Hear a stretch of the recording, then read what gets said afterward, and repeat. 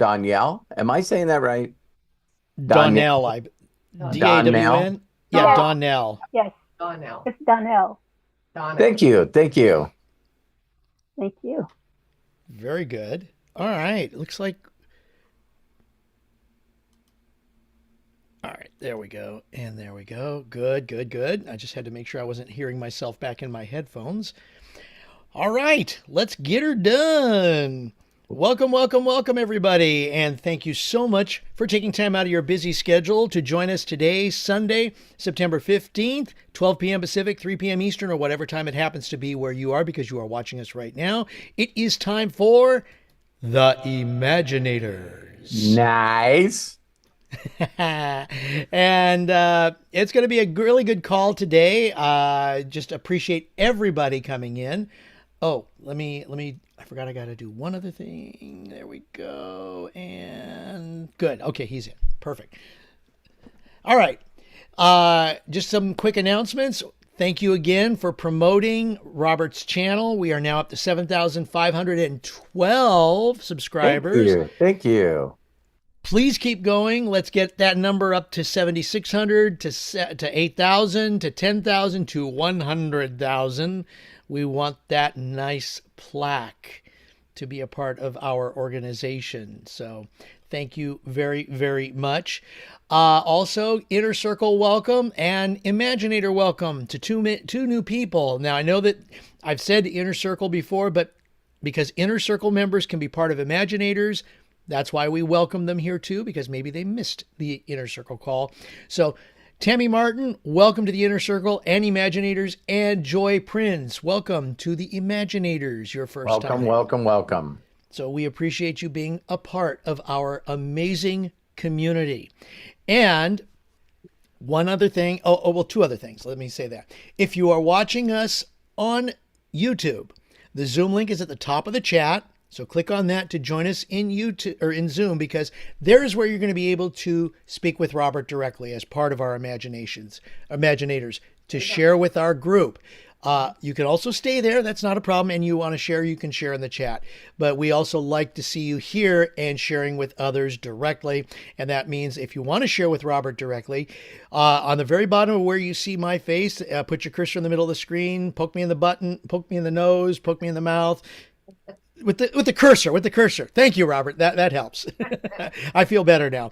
And on the bottom, you'll see a bunch of buttons. One of them is raise hand. Click on the raise hand button and we will call on you in the order that we receive your raised hand. Or go ahead and post your question in the chats. Either way, we will go ahead, acknowledge you, and ask on your behalf.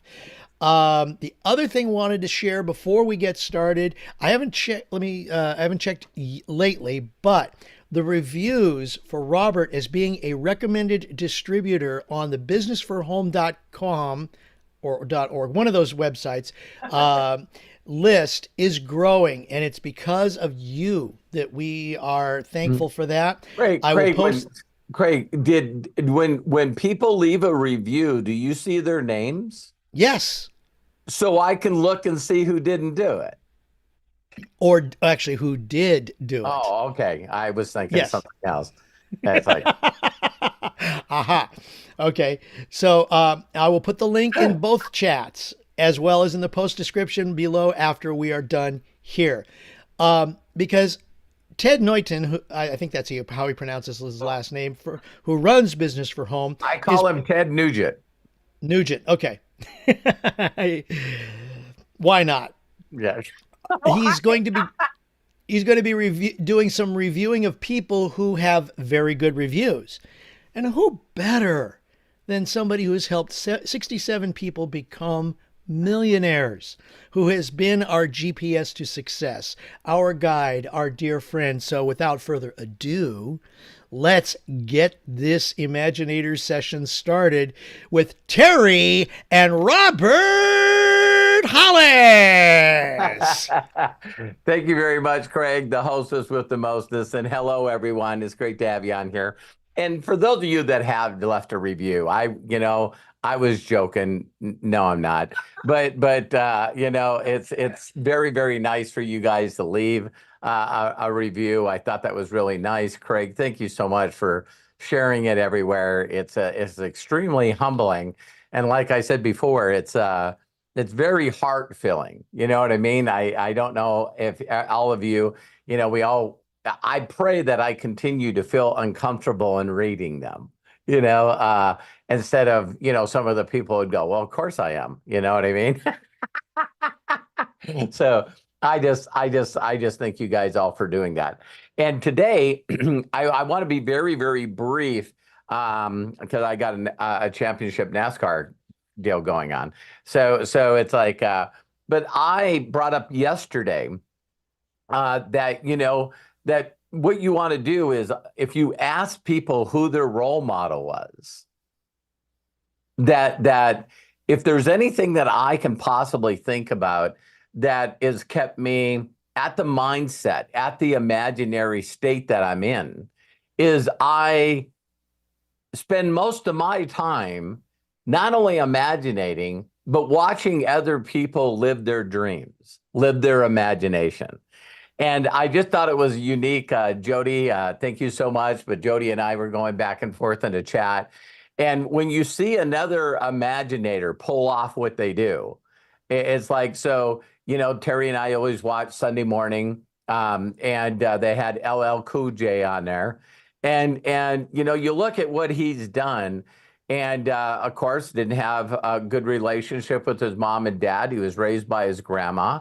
And he said the best thing that his parents ever did was bought him a couple of turntables. And so, he said he grew up in a basement. That was his imagination place. And that's exactly what he said it was. He goes, I got to go down here, get away from the world, and do nothing about imagine me putting together lyrics of songs. I knew they were good, and I knew one day that someone would find them. And when they found them, I knew that I would get a record deal. And I also knew that the world would know who I was. And then when and if I got tired of that, I could imagine something for myself from that point on. And so him saying that, so he went in all these movies. Of course, he's on CSI forever. And then he turns around and that sort of terminates. And now he comes out with another album. And I'm going like, so for him saying that, again, it's the ability of a person to imagine. And so something very unique happened for me last night, which is I am so into UFC fighting. I just, you guys, if you don't know, I had a background that really was something that allowed me to be uniquely different. And that was martial arts when I was really, really young. And, I was into martial arts so much that I did it in college. And I was actually a security guard for concerts. And so there's this little stuff that I only did it for like a couple of years. But of course, when Terry and I moved out to California, I picked it back up.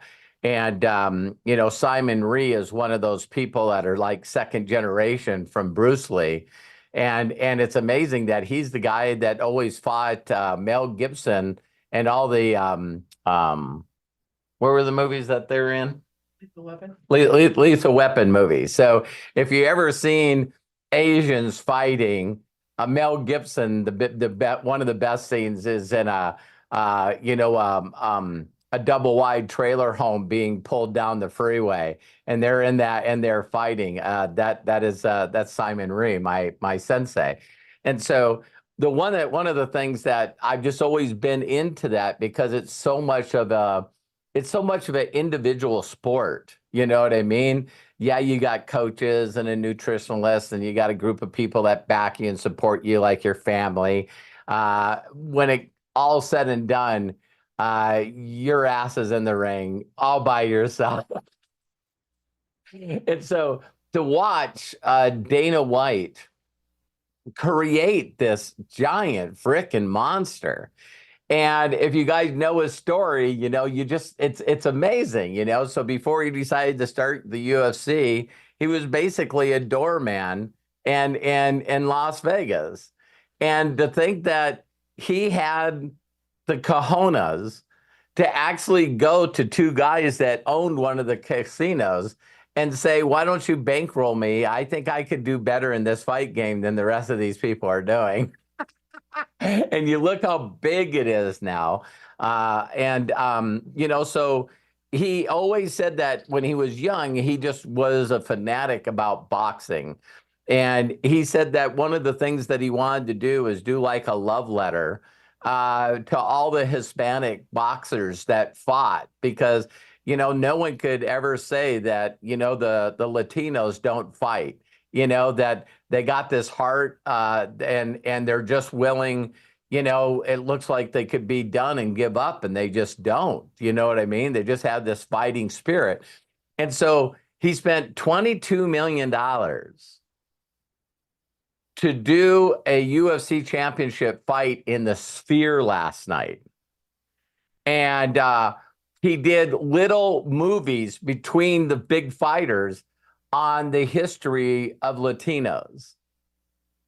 And there's not a person on the planet that even there, I can't imagine being there, but I watched it on TV, and I actually caught a couple of videos and sent them to my family, because, there's 4D and then there's 8K TVs, right?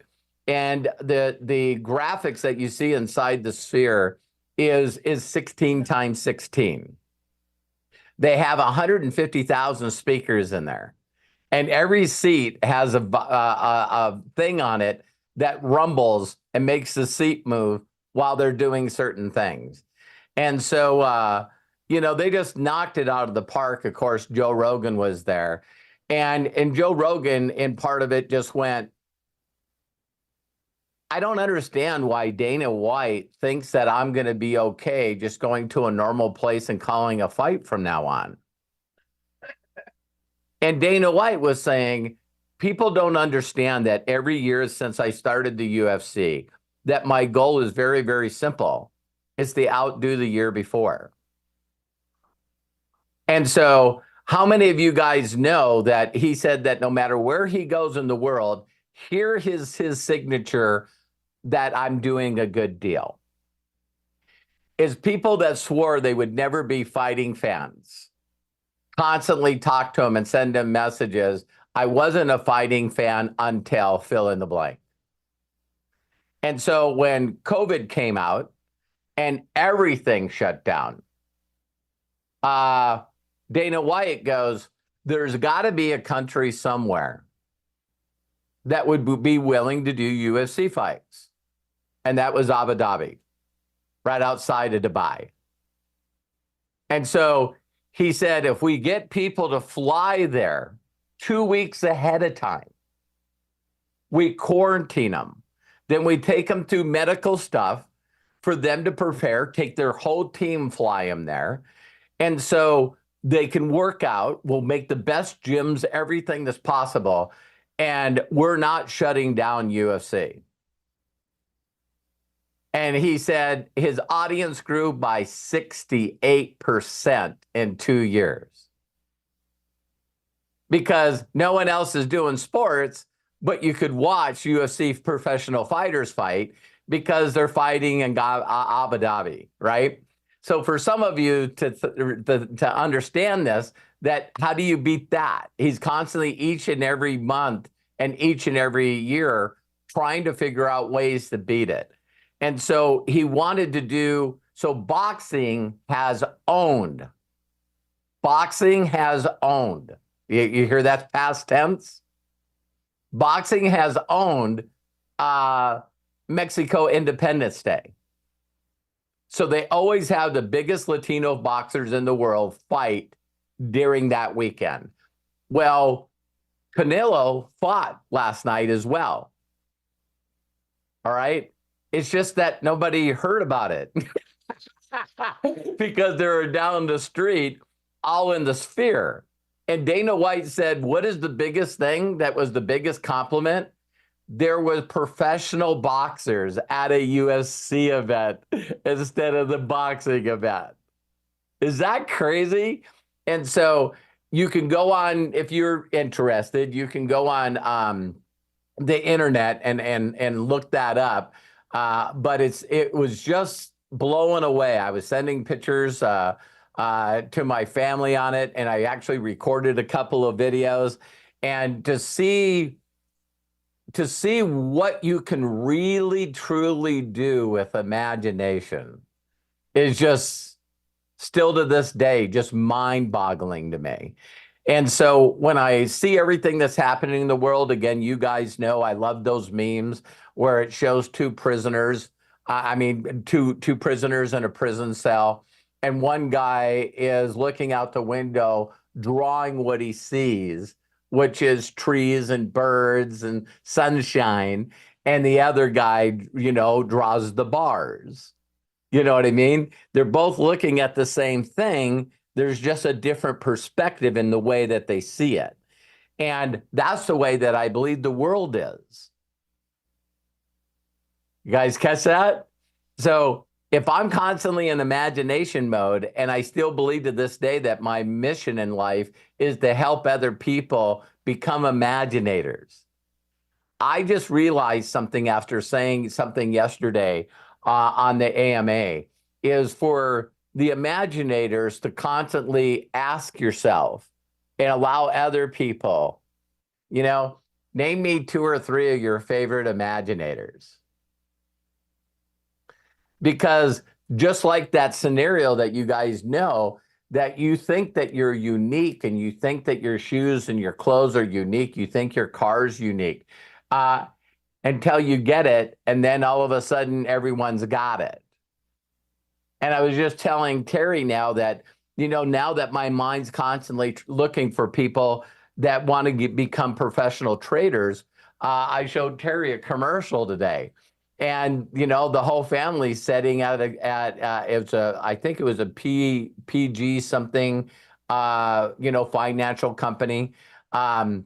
But they recently did a commercial, and the little boy and little girl sitting at the table along with the father, and they're all eating a meal, and then it scans to the mom, and she's eating too, but she's got 2 monitors up, and she's doing trading. And all of a sudden the father goes, hey, they're not trading right now. And she says, that doesn't stop me from preparing to do trading.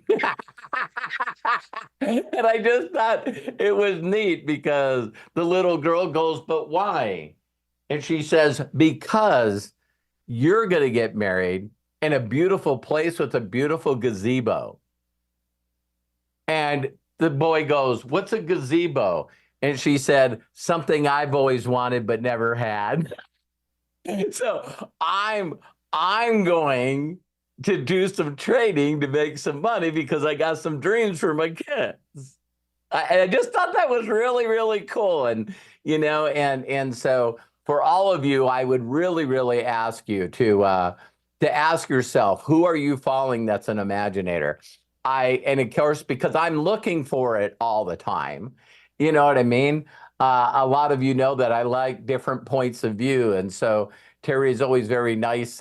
Usually after we watch Sunday morning, is I'll watch Bill Maher. I really don't care if other people like him or not. I just like the different views. And so he had this guy on there. Matt, you got his name? I sent it to you. Palantir, the guy that ran Palantir. Yeah, what's his name? Alex Park or something like that. Karp. KRP. Now, I've never heard of this guy. So, of course, when I see the interview with him, if you hear what Bill Maher says about him at the beginning, and I'm paraphrasing here, and he goes, is there any way you can explain what you do? And he goes, what do you mean? And he goes, what would you say to people that you do? And he says, well, my company's been using AI for 10 years. And we basically fight the evil in the world. And he goes, well, we heard that you're the one that found bin Laden. He says, I can't say anything about that. But I did some research, and this is the guy that runs the software behind Kutcher, Ashton Kutcher, to find pedophiles that are trafficking children. And so I'm going, here's a multi-billionaire that created tracking software to find the most evil people on the planet to take their asses out. And he goes on a rant about what he believes that the United States is. And I just thought it was really unique because he said, he goes, first of all, he says there's a group of people in the world that don't like the United States. And I just want to ask them a question. From a person that had no money with parents that had no money, where else could I have done what I've done in the United States?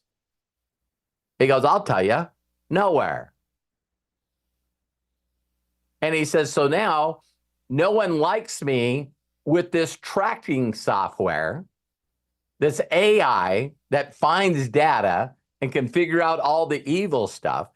And the other thing that I found out doing a little research is this guy teaches kids in Ukraine on his dollar how to fly drones and how to hook explosives to drones to take out Russian tanks.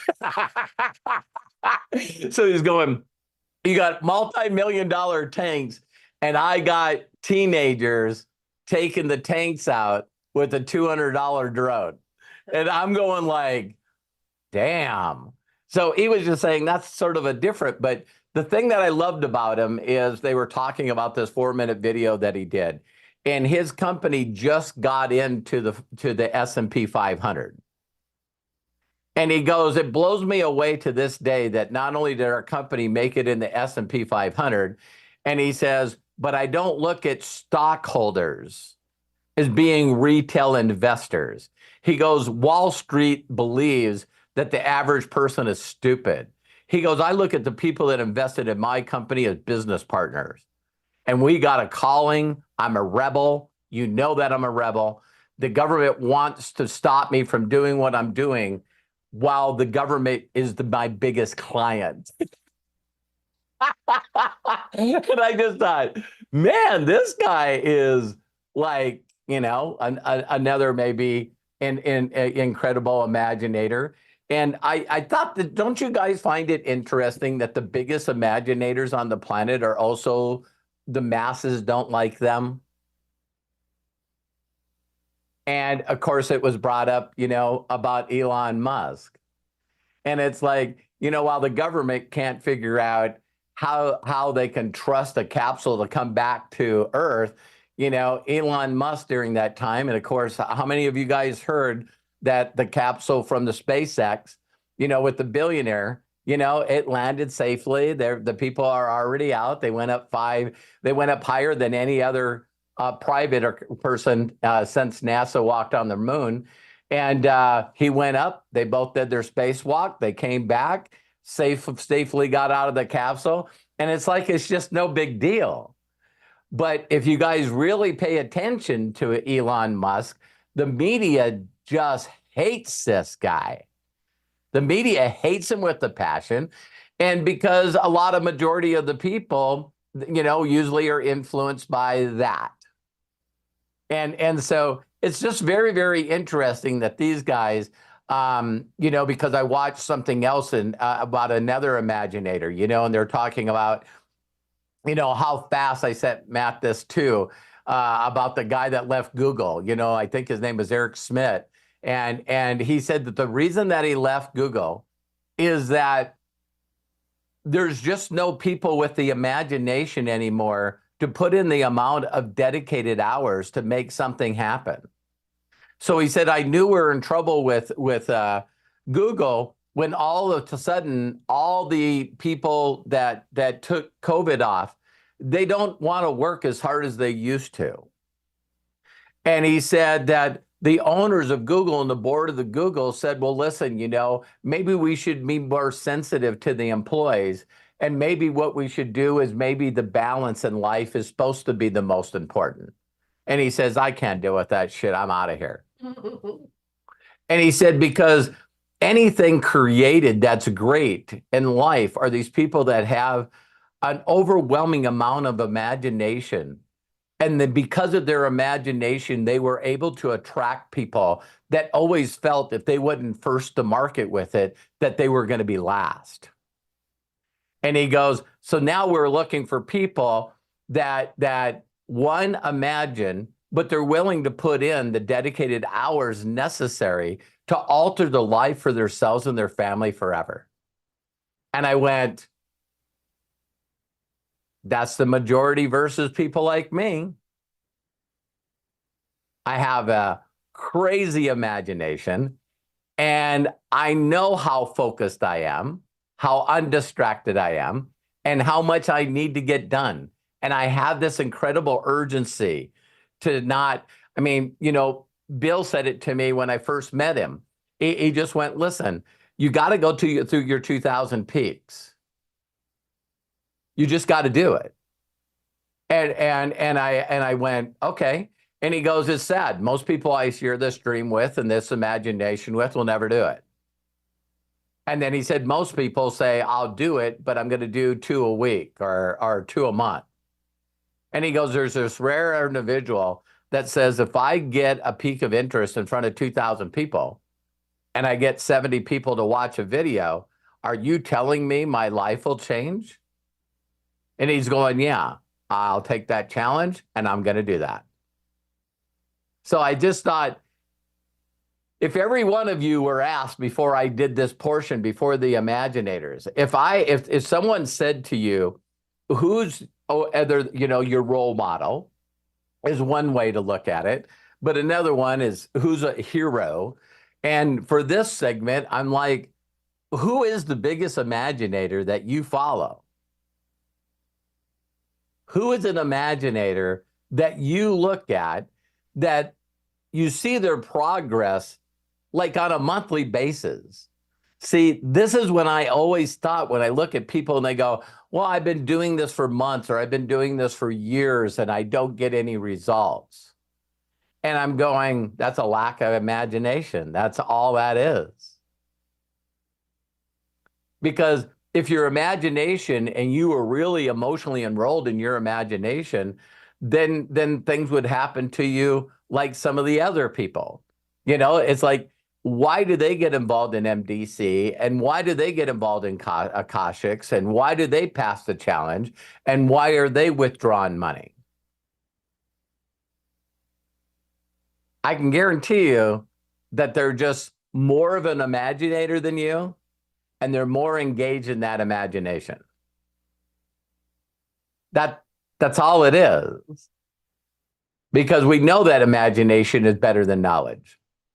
So my question to each and every one of you is, who's inspiring you? Who's an imaginator that you follow? And when you follow that person, why aren't you emulating them? See, there's one thing to be inspired by them, but then if you're inspired by somebody and you don't take on that imagination, you don't take on that kind of action, you don't take on that kind of concept where, you know, you really truly can make a difference and an impact in other people's lives before you leave. So there you go. I like the concept, like I seen Dana White do his interview afterwards. And it's like, why do you keep doing stuff like this? Because people tell me I can't do it. So he's constantly living another dream, another dream, another reality, another dream. And he was giggling, you know, they said, you know, he goes, listen, I know the promoter at MGM Grand. I'm very good friends with him. I told him that I was going to kick his ass one day on Independence Day in Las Vegas. Done. Next chapter. So all he wanted to do is make a bigger independence event, sporting event in Las Vegas than any other thing that's happened. And so people say, well, are you going to do this again? He goes, no, probably not. But he goes, no one will ever look at a sporting event anymore. That why can't you entertain people? Why can't you give them an experience in a moment that they'll never, ever, ever forget. Why can't you do that? And he goes, you know, you look at boxing matches today and it's like, man, they can't even get concessions right. You know, you look at NFL, you look at basketball, you look at these major leagues that make billions and billions of dollars. And it's like, why aren't they trying to make the experience for the spectator that buys the ticket? Why aren't they entertaining them more? Why aren't they stepping out? And he goes, because they don't have to. And he goes, I have to. I wouldn't be here without the UFC fans. So he says, I know a lot of people watched on television, and even though television was less than 100th of what it was live, I know that people watched an experience that went, holy crap. And so there, I'm off my soap. Did you have anything to say? I didn't watch it. Oh, but you watched the other things with me. I did. Anything you want to address about imagination? I imagine cooking dinner tonight. That's There you go. There. So, Craig, back to you. All right. Wow. What a great way to get started. And so let's get it rolling here on the Imaginators. Let's get it started in here. Let's get it started. Let's get it started in here. Yeah, yeah. Don't stop. Don't stop. Okay. True admission. When I was working with Robert at one of our companies that we were with, that is how we started a lot of the events. And you want to talk about getting people rolling and getting them excited. That was And your just- job, Craig. Your job Yeah. was to get the energy going. Yep. So maybe I need to pull that up on one of these. Ah. Anyways, all right, let's go ahead and get going. Arthur Waino has his hand up. And again, if you want to share, I think, how short are we going to go today, Robert? Because I know you said you wanted to. Honestly, we could leave right now if Arthur didn't have a question. Okay. No, I think. Hey, I figured out, my mind figured out once I stopped talking how to show you guys one of these videos. So do you guys, I'm going to do All that. right, Arthur, hang on just a second, please. Let's go ahead and focus on Robert and Terry. And Robert, go for it. Can you see it? Yeah, we got a video there. Or an Okay. image. Don't forget that this is a boxing match.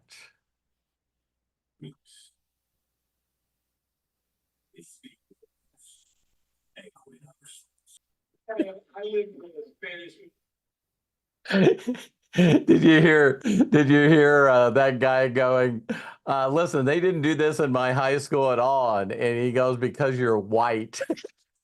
It was like that. But, you know, that's me watching on a TV that's high def, filming it on my phone.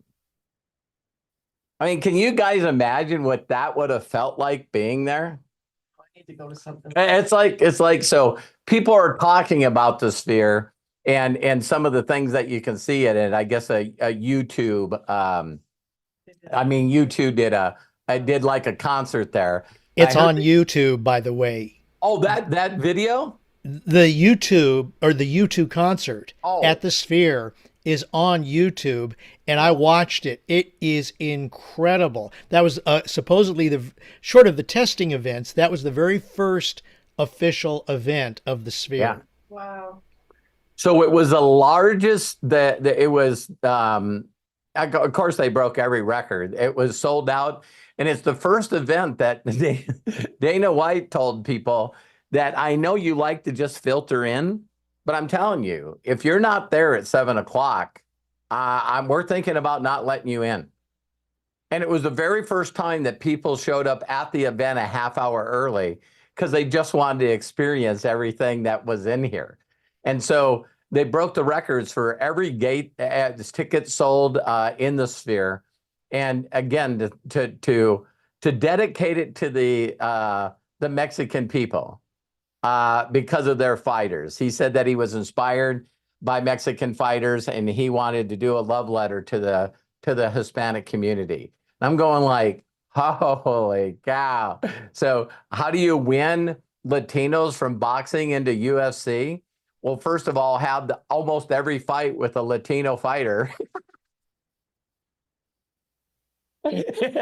and yeah, they showed up. They showed up. It was pretty awesome. So sorry that I jumped in a little more. I just really wanted you guys to, to see that because I really truly love people that say, I don't think that can be done.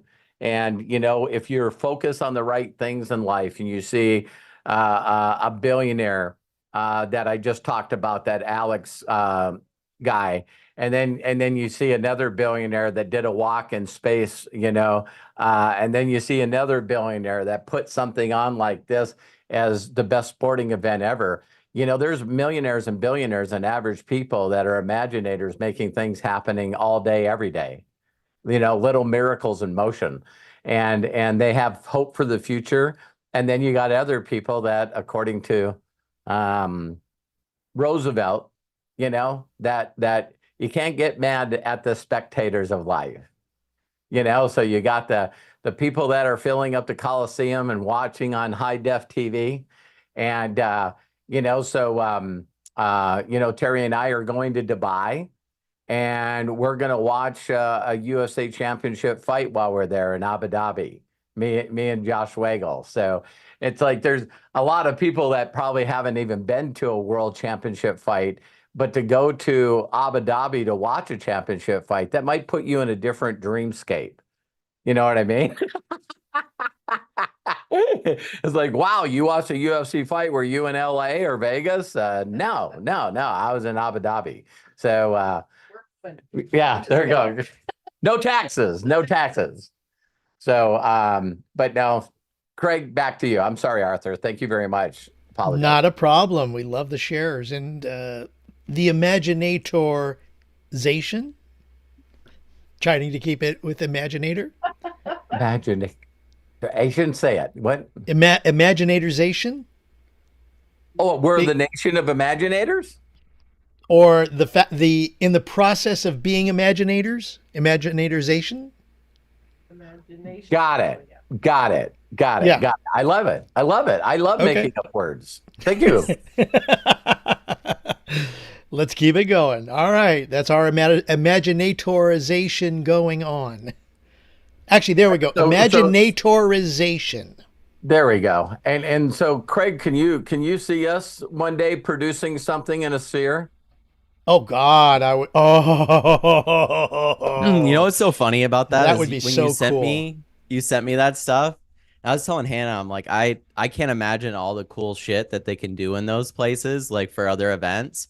And then it immediately struck me in my mind, and I went, we're all going to be wearing VR headsets within the next couple of years, and all be experiencing all of this surrounding us together, and you won't have to fly anywhere to see it. Like, nice. All the visuals, all the stuff, all the audio stuff, all that stuff's going to come to virtual reality. So we just got to make sure that all the imaginators make enough money to be able to afford the technology. It'll get cheaper and cheaper. So yeah. Who shut my video off? Don't you like it? Hold on. I may have pushed the wrong button. I wasn't there, so I don't know how it happened. That's what she said.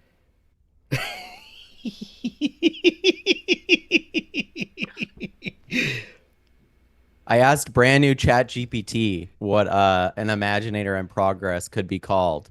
And it took it 7 seconds, and it said, an imagining. That's because it doesn't know our words. Right. Imagination. Yeah, I like imaginatorization. Let's hear from one of our imaginators. Let's do that. All right. Arthur, go ahead, open up and share with us. Great to see you again. Hey guys. Hey Arthur, how are you? I'm doing good.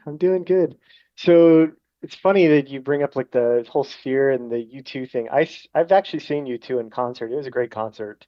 But the best experience that I had watching U2 was when the IMAX was doing a 3D concert so it was U2 but in 3D, and it was like a huge, like 24-foot screen, Oh, wow. It felt like you were like there.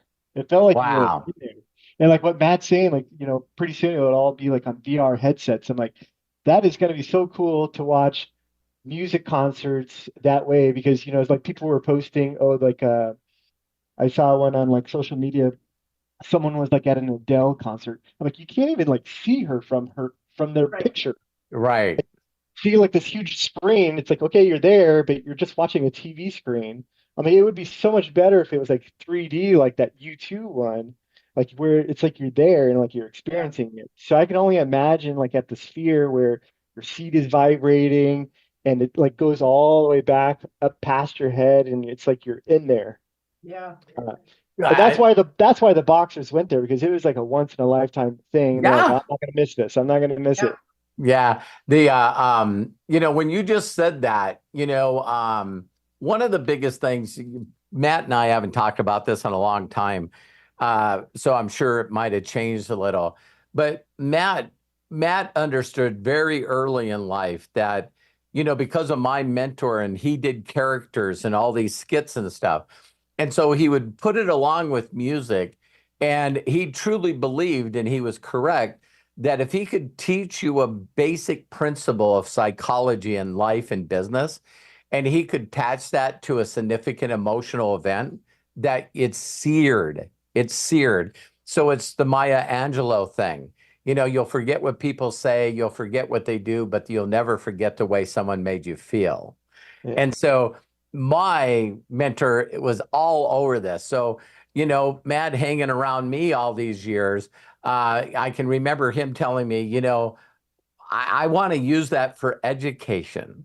When people want to learn something and even using it in therapy, if you could find a way to get people emotionally connected with it, you're going to change people's radically. They're going to experience once, and it's not going to be this thing that they have to go through forever, because the emotional, like I talk about all the time, like your very first kiss, that was awesome, or bad, it's like these significant emotional events. So Matt always went, my whole goal is just to have a whole different way of people teaching.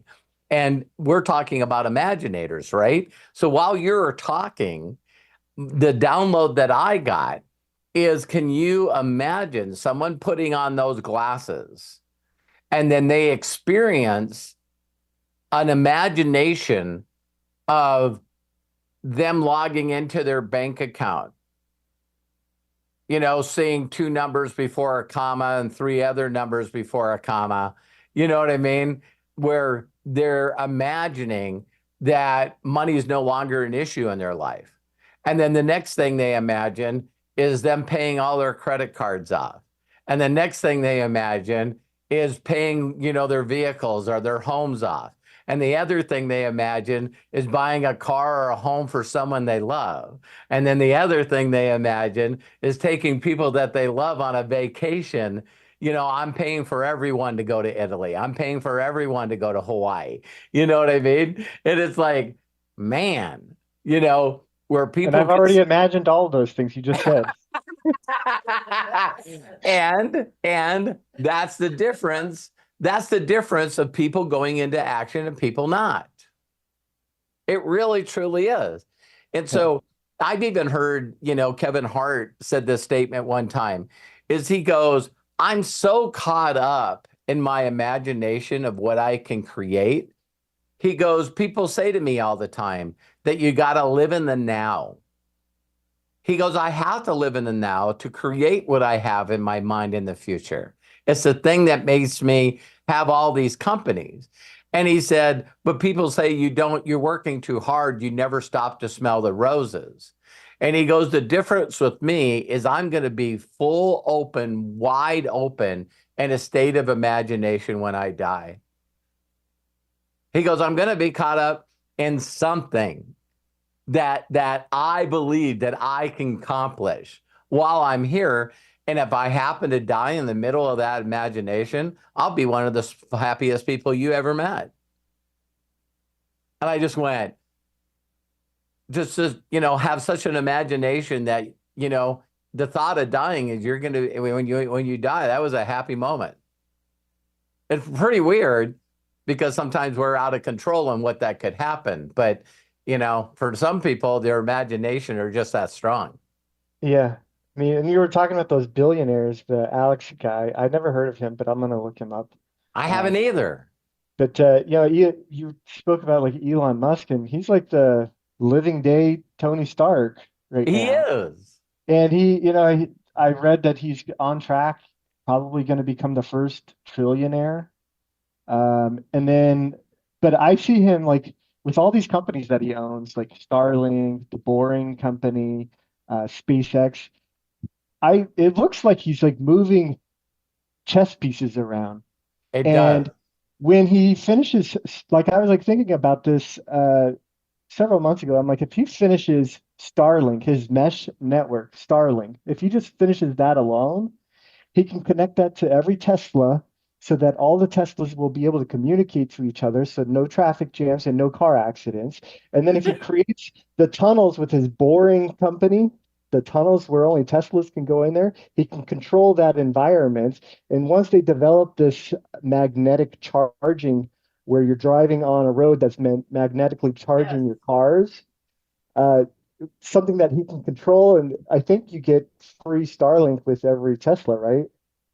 Like they're I all don't, connected. I don't, I heard something that one of the major airlines just left Hughes, and now Starlink is how you use Wi-Fi for that So like airline. so like I'm thinking, okay, if once he finishes launching the rest of these satellites to complete the mesh all the way around Earth, what is going to happen to all these service providers that are trying to gain customers for internet?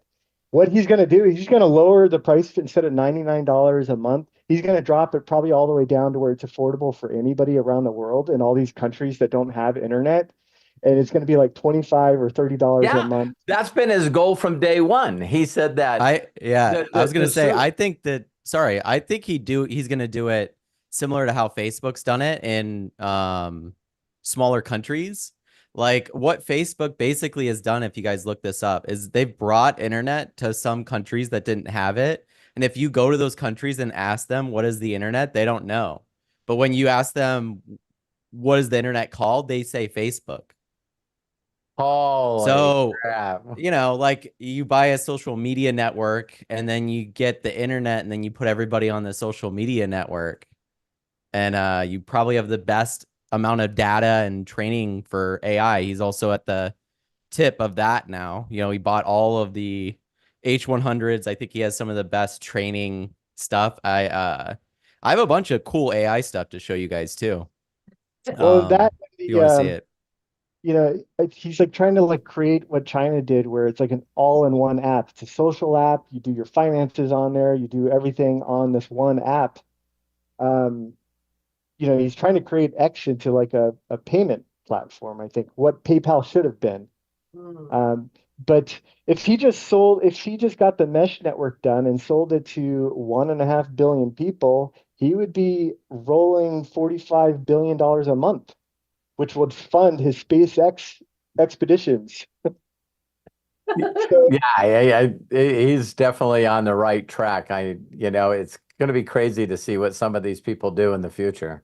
yeah, but the reason why I raised my hand was regarding um, something that like on Friday, something that happened with making $921. You know how like Tony Robbins and somebody and some of these other speakers talk about the internal thermostat that you have. Right. Um, so like I made that it was good money, but I wasn't as excited anymore. It's almost like it's expected now.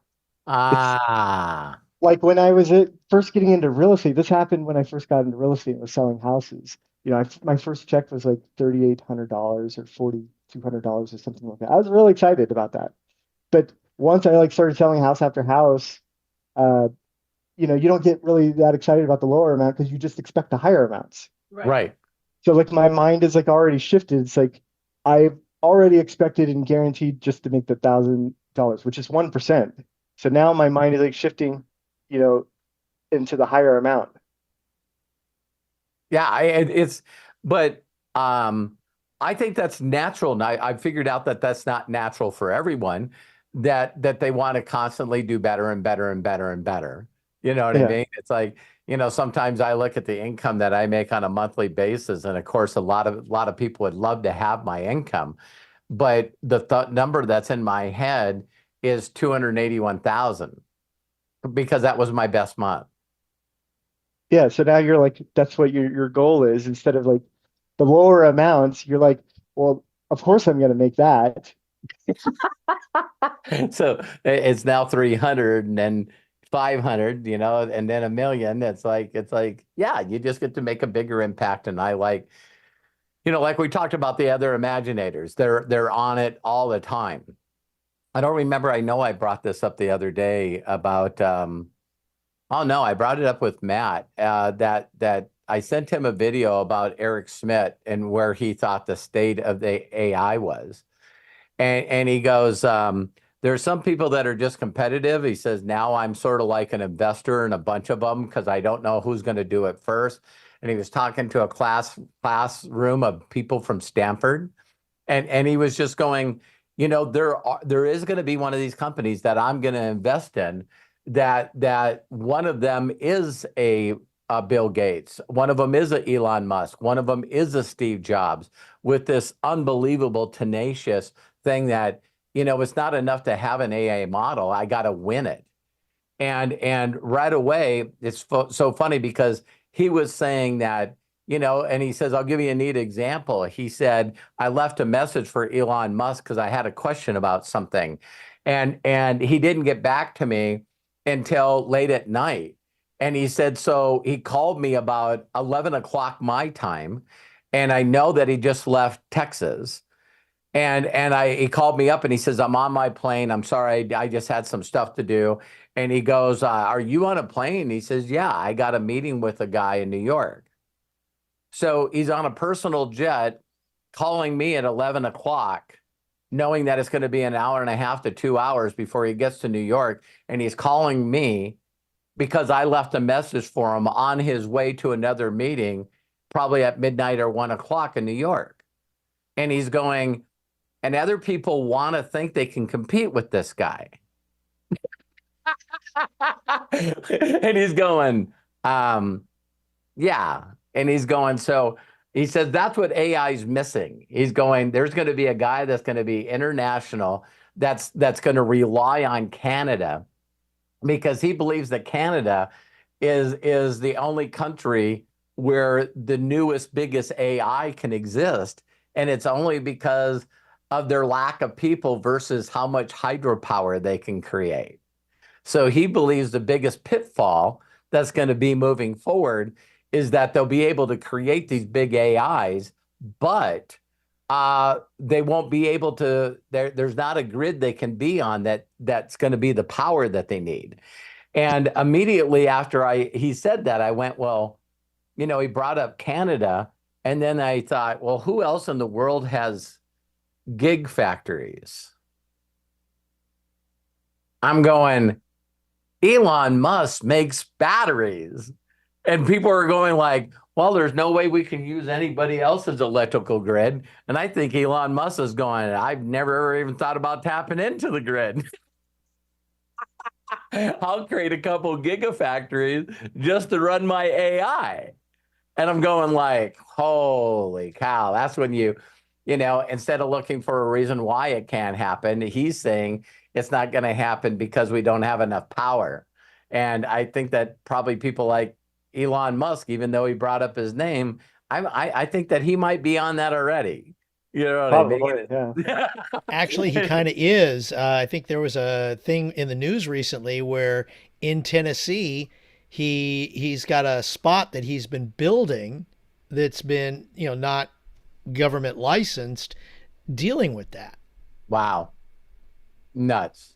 Yeah. So anything else? Thank you, Arthur, Nope, for that was bringing it. that That up. was it. Yeah, if you guys don't mind, I don't mind turning it over to Matt for a while. He's been sending me some really crazy photos of me, and so I'd love Matt to catch us up. I was gonna say I'm having issues with my OBS Oh, for some sure. reason again, and for whatever reason, it just keeps shutting off. and not giving me reasons why. So There if you I look go. a little weird, that's because the filter, all the shit is not working correctly. But Well, anyway, yeah, Matt showed us the background, and I said I don't think he really moved. You know what yeah, I I didn't mean? go anywhere. I've been here the whole time. Okay, I have like just two quick video things to show you. Just to show you like how far things have progressed, because I know a lot of people don't look at this stuff often, right? So let me That was a pull nice this here. correction. That was good. Yeah, I'm just getting all the I know you tabs the ready guys here. don't look at this stuff often.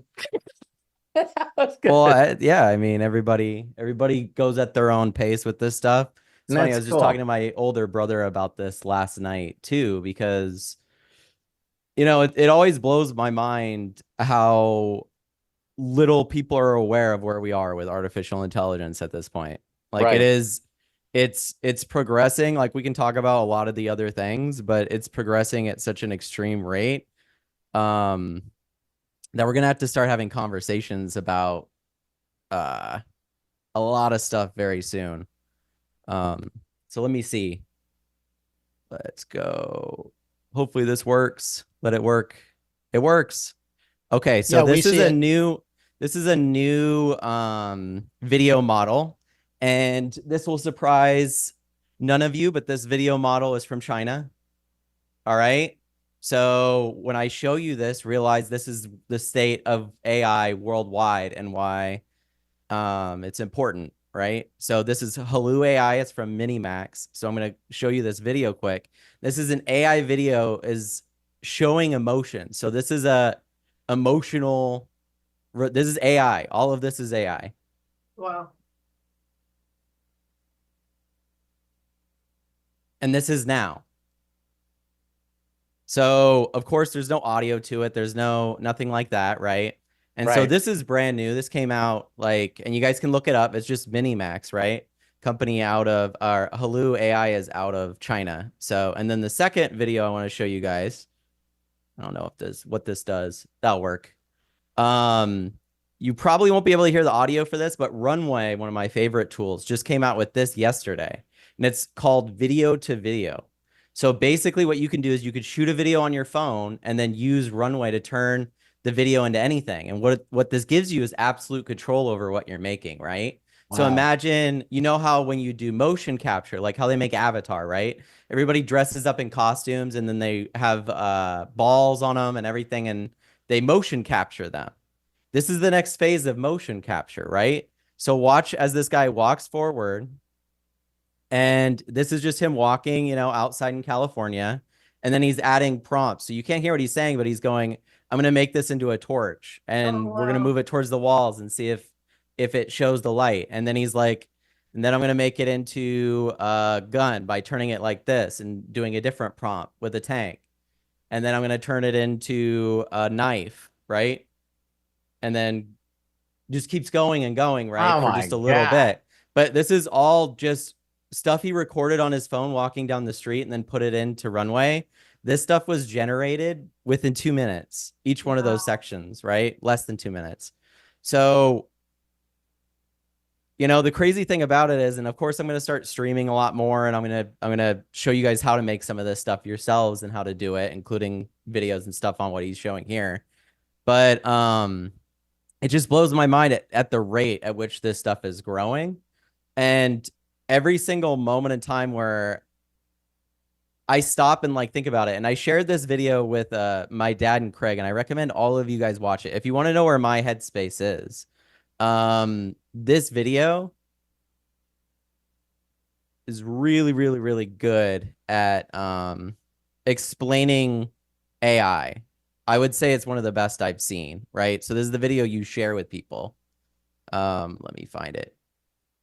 Is Already it the has one that 4.9 you said million none of us views. get to decide our futures? No, I'll show you guys. Okay. We're not all gonna watch it here together, although that would be fun. But it's 18 minutes long, so I'm Oh, not gonna keep you guys. yeah, you shared it with me, Matt. I love this video. Right. I'm gonna Your mom watched it post on it. TV. What'd you guys think? It's just out there. So this is an AI or not an AI channel. Maybe you guys know of Kyrgyzstan in a nutshell. It's like one of those big science channels. They make great content. But they did this video called AI, Humanity's Final Invention. And as you watch through this video, it's all animated, all really fun and interesting. It's not boring in any way. And it explains not only where we currently are with AI, but where AI is going in the next couple of years. And this is meant to like really make you think about it. So I posted it in chat. I'll post it in the Imaginators group too. Watch it on your own time. But that's all I have to share for now. I'm going to start streaming later this week, the upcoming week, starting on Monday. So always love seeing what you're doing, Matt. When you brought up that stuff about AI last night, you know, I watched the press conference. I always watch the press conference with Dana White because he's hilarious. The kind of stuff that he says, and one of the people raised their hands and he goes, "You," and the guy immediately started talking in Spanish. You know, he just went off in Spanish. And all of a sudden, Dana White went, hang on. He goes, "We got someone that's going to translate him." And then the guy started talking Spanish again. And he goes, "Hang on." And then the translator came on and he was going, he didn't know that Dana White spoke Spanish. I didn't know that either. Yeah. And Dana White goes, "I don't speak Spanish." And he's going, "You promoted this in every Latin country, and we watched you talk to our people in perfect Spanish." And he goes, "Yeah, my team does that." And the guy goes, "No, that was you." And he goes, "No, it wasn't." Next question. And I just got chills where these guys are journalists that believe that Dana White spoke Spanish because they did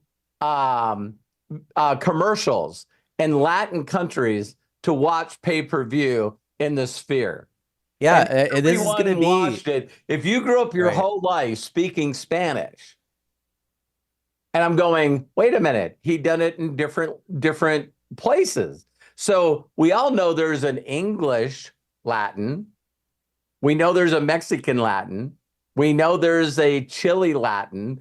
They have dialects, just like we do if you listen to someone talk from Houston in a Southern draw versus someone from Brooklyn.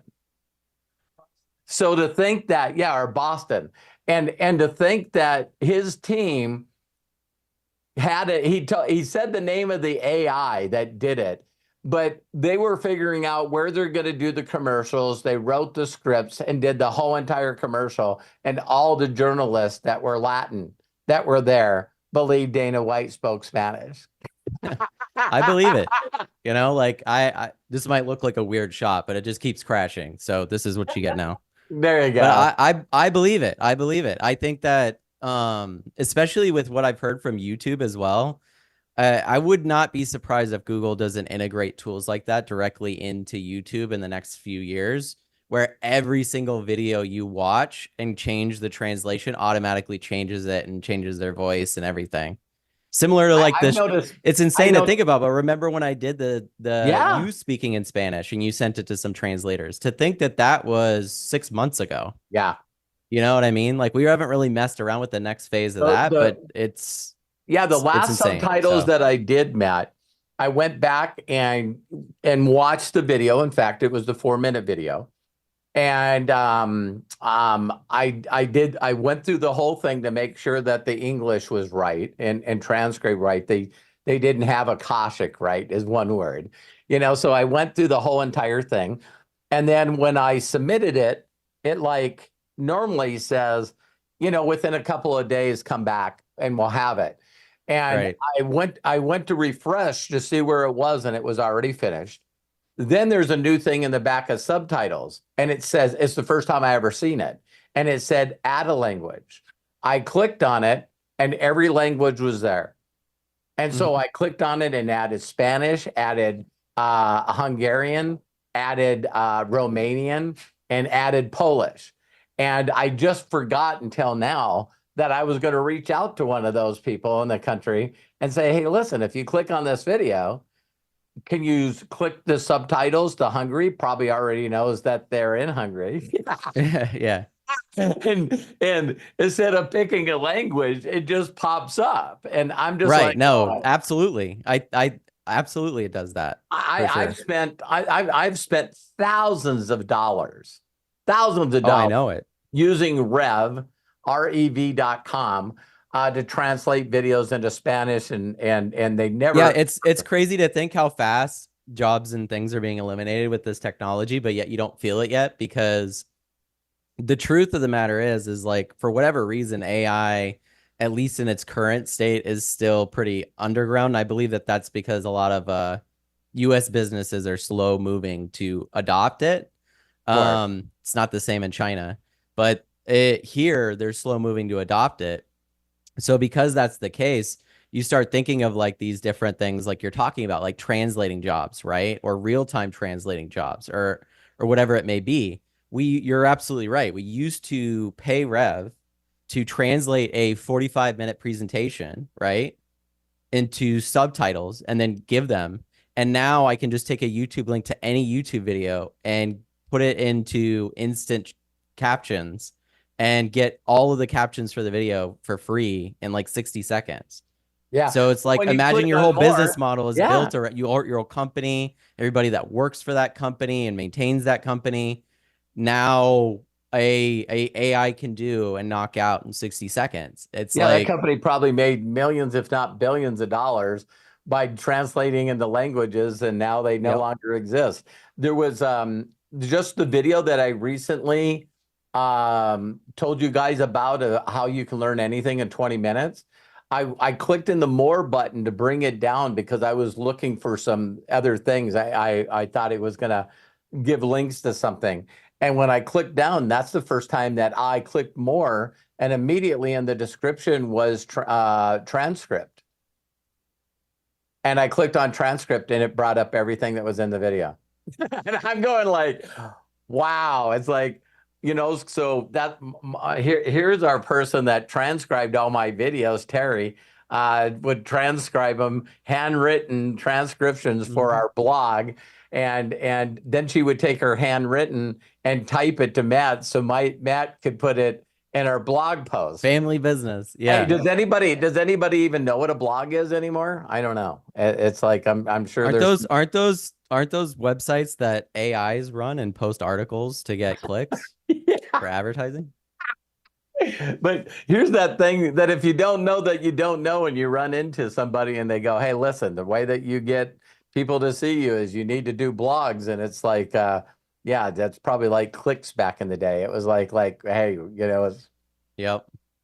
Well, that's all I have to share right now, thanks but for I sharing. definitely have more stuff to share, but I'm not going to get into it today. I'm still in the process of all this moving stuff. So once I've got OBS figured out and it doesn't crash every 3 seconds, I think it might be my processor, which I've already got the replacement shipped for. So I'm just waiting for thermal paste to take it out and put the other one in. There So you go, man. that should fix it, hopefully, fingers crossed. So thanks, Well, everybody. thanks, Matt. I love you. I love you. We'll turn it over I to appreciate Craig you guys. and go to the rest of our day. All right. Wow. What an amazing day. I mean, yes, it's a little bit short today, but that's okay. The content, the value of the content still was incredible. And so thank each and every one of you for joining us today on this Imaginators. All right, so let's wrap this up. There's some things that we posted in the chats. Go ahead, and if you're watching us on YouTube, we will have the post description below with all of the information that we shared in the chats. If you're watching us on Zoom, go ahead and click on the 3 dots in the meeting chat next to where it says Imaginators, then click on Save Chat. It will download to your computer as soon as we conclude. Got to give a shout out to Arthur Wainio and, of course, Matt Hollis. Matt, bless you, my friend. Thank you so very much for not only participating, but for being our executive producer and for being here to be our foundation for these amazing calls and Thanks, presentations. Craig. Oh, my dad's got his hand up. I know. I just saw that. So No, Robert, do you I'm just want to trying share? I'm just trying to keep up with Linda and Peter and Bill. I just pressed the wrong button. Oh, okay. Okay. Yeah, I didn't so- want Craig. I didn't want Craig to feel alone. You know what I mean? It's like, Never in this family. Never in this family. So, all right. With all that being said, thank you so much for taking time out of your busy schedule to join us. We look forward to seeing you soon. And so until next time, please be good to yourselves. Be cash. Bye-bye. I'm going to go ahead and unmute everyone so we can all say so long for now. Thanks, everybody. Bye, everybody. Nice Love job. you all. hi, Daniel, Good Peter, night. Linda, Peter, Linda, Everyone. Peter, Linda. Bye-bye. Dan, Make it a great Melody. day, Hi, everybody. Dee Dee. Bye, Mom. Bye, Dad. Love you guys. Thanks, Yeah, Craig. Matt, Appreciate ya. Bless you. Jerome, Thank you, everyone. Matt. Barry. Jerome, Jamie. Hola from Sweden. There we go. Bye, Robert. Hi, Karen. Hi, Coach Bob. Mike, Jody, Arthur, Bill. Love you guys. Thank you, Craig. Thank you, Matt.